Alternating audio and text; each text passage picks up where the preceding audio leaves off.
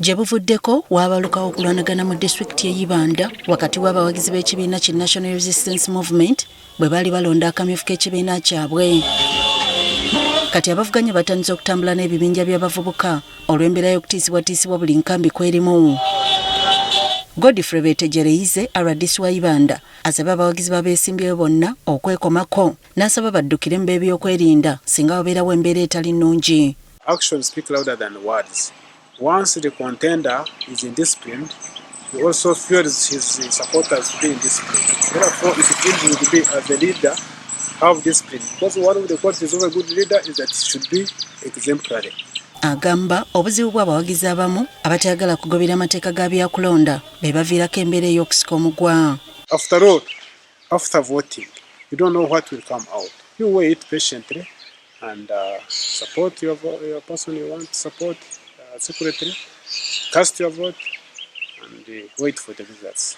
Basi Kyombo, omutuuze w'Ishongororo Town Council Ibanda, y'omu ku baakaloza ku bukambi bw'abawagizi era atubulidde n'engeri gy'atiisibwatiisibwamu. Kaka karuru ka primaries bakija bashanga motoka zipakingira aho abantu bashitamye bari kunywa batine shonga haribwo ko abantu batera imotoka ebirahuri babyata zikazira motoka eshatu.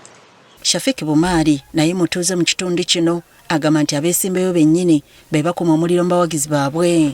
Ojasanga nga campaign ziri mu ki katugeze ziri mu gundi mu katugeze ziri mu sub county endala omuntu yetise sub county eri ate agirese kiba kitegeeza ebiruubirirwa by'abano bosanze biba tebijja kukwatagana naki na gundi katate bali balete empisa embi bazirete mu kitundu ekitali kyabwe katate babula okukola ki okukwatagana. Waliwo n'abavubuka abapangisibwa okuleeta akacyankalano mu nkambi z'abalala.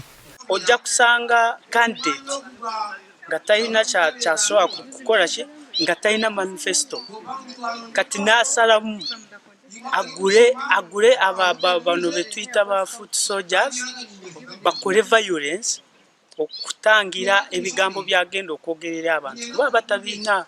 People could give other people money to look for votes, and in that saga we could see people fighting each other over several different, and people could fight over different campaigns. Like you find that your neighbor is of another candidate, and those could bring violence to people. Innocent Bakamuhara Mwine avuganya kifo ky'omubaka wa municipali y'e Ibanda alumiriza gwavuganya naye okumutuusako obuvune nga mu kaseera kananyiga biwundu.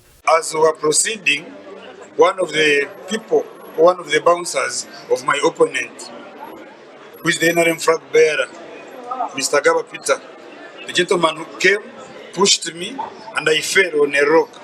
Recall, I had got an accident. Somebody waylaid me and knocked me. You can see, I got operated on the arm, on the left arm.